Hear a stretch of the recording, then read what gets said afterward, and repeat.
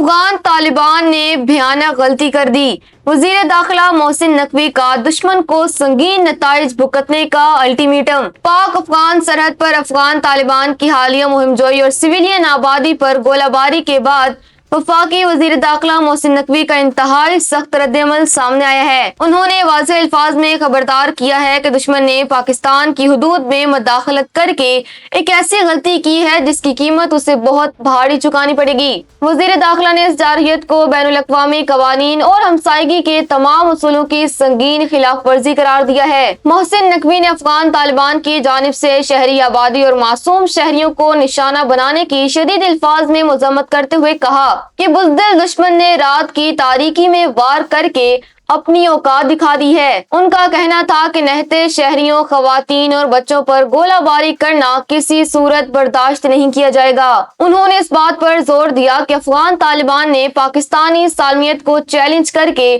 ایک بھیانک غلطی کی ہے جس کے سنگین نتائج اب انہیں بھگتنا پڑیں گے۔ وزیر داخلہ نے پاک فوج کی جوابی کارروائی کو سراہتے ہوئے کہا کہ مسلح افواج نے دشمن کی جارحیت کا جس طرح منہ توڑ جواب دیا ہے وہ قابل فخر ہے۔ انہوں نے قوم کو یقین دلایا کہ پاکستان کی سیکیورٹی فورسز کسی بھی قسم کے خطرے سے نمٹنے کے لیے مکمل طور پر تیار اور لیس ہیں۔ ان کا مزید کہنا تھا کہ پوری پاکستانی قوم اپنی مسلح افواج کے شانہ بشانہ کھڑی ہے اور وطن عزیز کے ایک ایک انچ کا دفاع ہر قیمت پر یقینی بنایا جائے گا۔